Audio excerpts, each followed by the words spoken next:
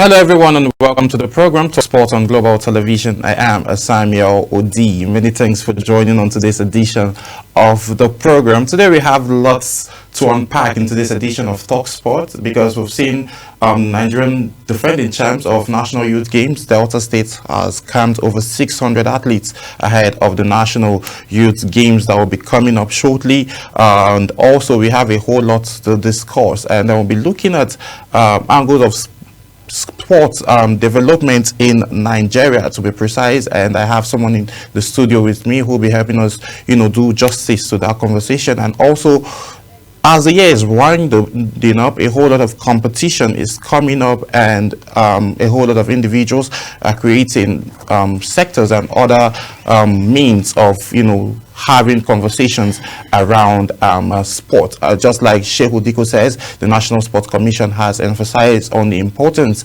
of having a well-developed grassroots sports activities. And today we'll be having a conversation, a stakeholders meeting with the National Sports Commission later today, as to have conversations around sports development in Nigeria, as is very, very particular of improving sporting activities, mostly from the grassroots. As you all know, Global Television is a very big fan of grassroots sports development, and we'll be having a whole lot of that conversation today. Today I won't be having the conversation alone. I have a guest here with me in the studios in the person of Reverend Philip ADAMU Madugu, Ahmed Madugu, who will be having this conversation with me. Good morning, and thank you for joining us on Talk Sports today.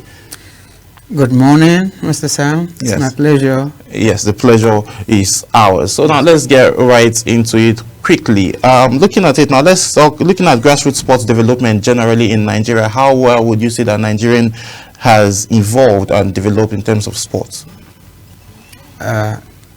Really, in terms of grassroots sports development, that cannot be overemphasized. Because if you go even right through to the rural community, you will see young men, young women trying to develop themselves, engaging themselves in activities, sporting activities, just like taking football, for instance.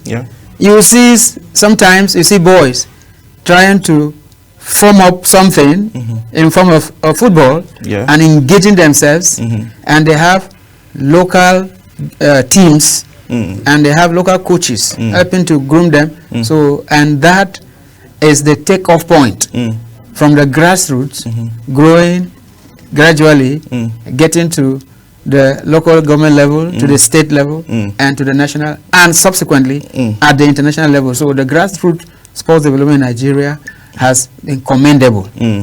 Okay. Well, looking at that being commendable, okay, what are the biggest challenges you think is facing sport development in Nigeria?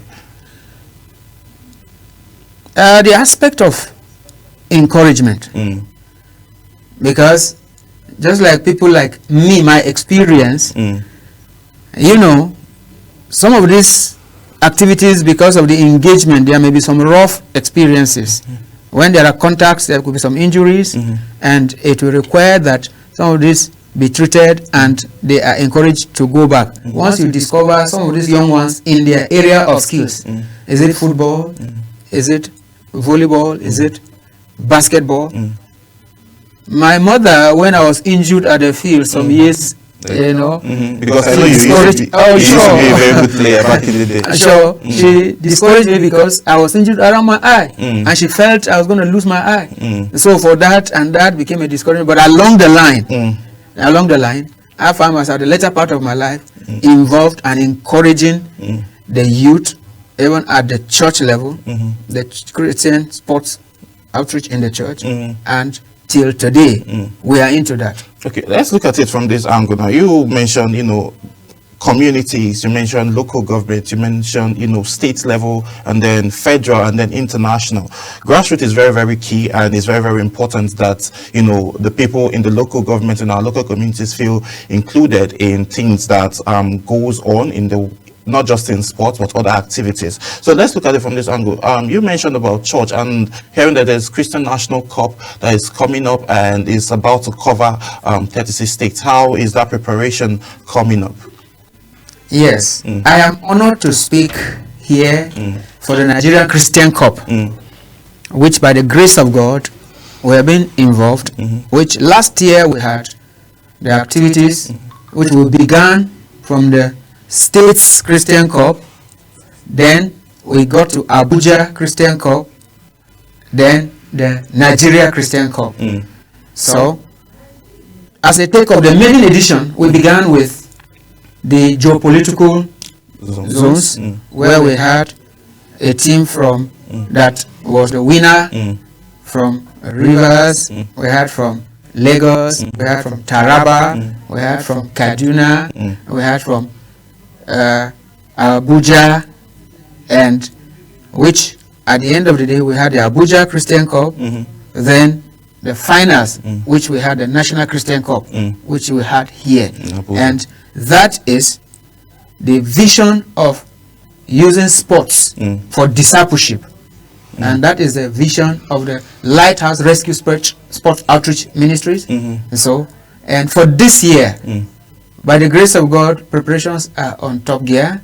We have begun. The states are warming up. Yes. Okay. Have the events started in states already, or we are yet? The events are yet to start. That's I'm talking about the matchups now. Oh, the matchups are not yet, because they are soon to commence. Okay. But the schedule is already drawn out, and we're working on that. All right, as you're working on it, definitely Global Television and Talk Sports would hopefully be there and will to cheer the teams that will be coming up to participate properly and push further sports growth in Nigeria, because the National Sports Commissioner, talking about Shehu Diko, is very, very particular about grassroots sports development, and we'll be having a stakeholders engagement meeting with him later today to have conversations around pushing sport forward. So what's your final words for those players and those people that are being discouraged from participating in sporting activities generally?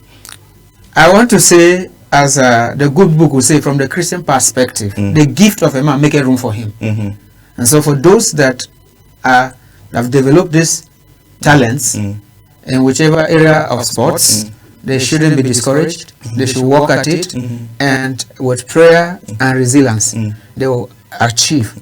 Just like the Okochas, the Victor Siemens, and the rest of them. And we are also using this medium to say the Christian community, the Christian leadership, and spirited individuals should support this vision, because it's a noble one. As we can see, the sports cuts across the divide of religion, creed, age, and race. And so it's a tool that fosters the coexistence, it fosters peace, it fosters development. So we'll crave the indulgence of those that discover this to keep supporting for us to achieve.